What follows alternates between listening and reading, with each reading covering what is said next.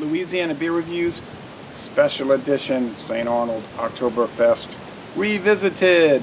Can you believe it's been 5 years?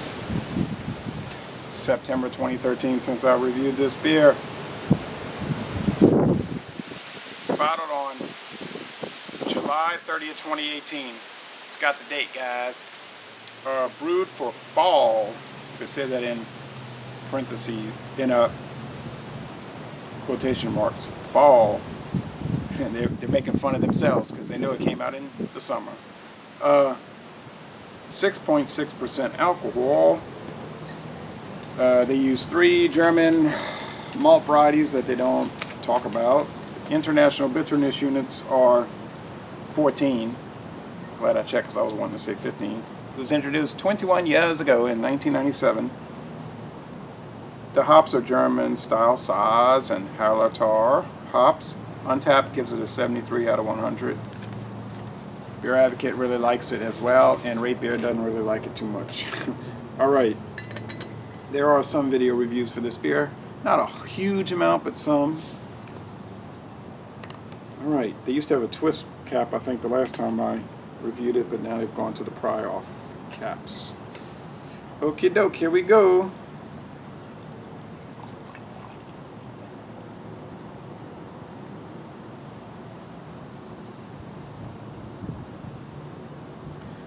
Yeah, it's funny that St. Arnold of Houston, Texas recognizes that oddity.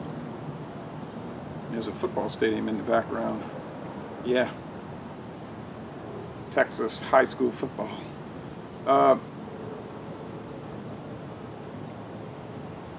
Changed the label since then too. 2013. Yeah, so it's brewed for the fall. In other words, the summer. Well, it's September. Aren't the Christmas beers? I mean, shouldn't the Christmas beers be here by now? Okay. Not a whole bunch of head of foam here. It would be more on a narrower brim glass, but ivory foam, and the appearance is copper. Lots of bubbles and a good amount of sediment, powdery sediment. I'm seeing it. And some chunks. Huh. Wait a minute. No, that's not bubbles. That's chunks. That's suspended stuff. Okay. Yeah, it smells like a Oktoberfest beer, that deep brown bread crust. And I have some Nature's Own whole wheat bread in my fridge.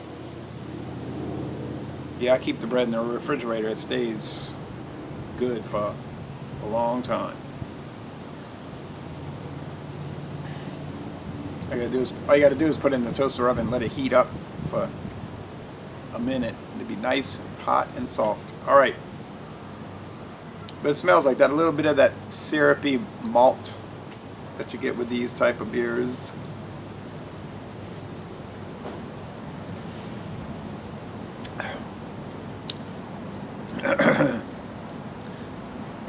The mouthfeel is medium, a little slick, crisp, refreshing finish. So a nice summer beer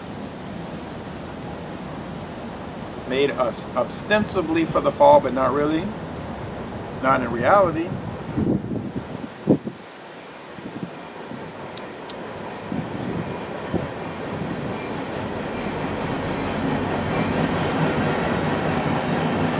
There's the Kansas City Southern Railroad chugging along.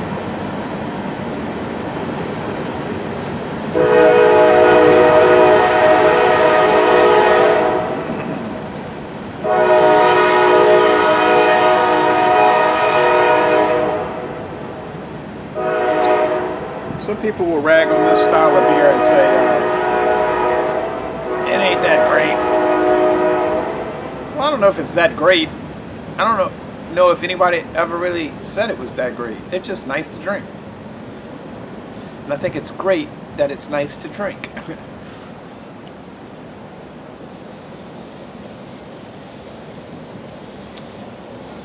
I would give it a, there we go with the compressed air now. I would give it a, say an A-, 90 out of 100. A-, yeah. And you're saying, yeah, but you're saying that's 90% good and there's 10% something wrong with it. Good point.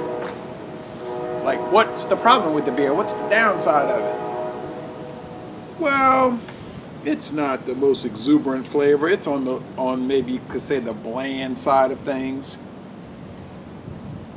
I'm pretty thirsty. I was walking a half a mile. I could drink this. I could do a chug video right now. Like, oh, you said. And some people ask me sometimes, when are you gonna do some chug videos? I don't really chug beer. I mean, I could easily, but I just don't do that. I like to sip on them, but yeah, no, I'm a weakling. But that's the way I like to do it.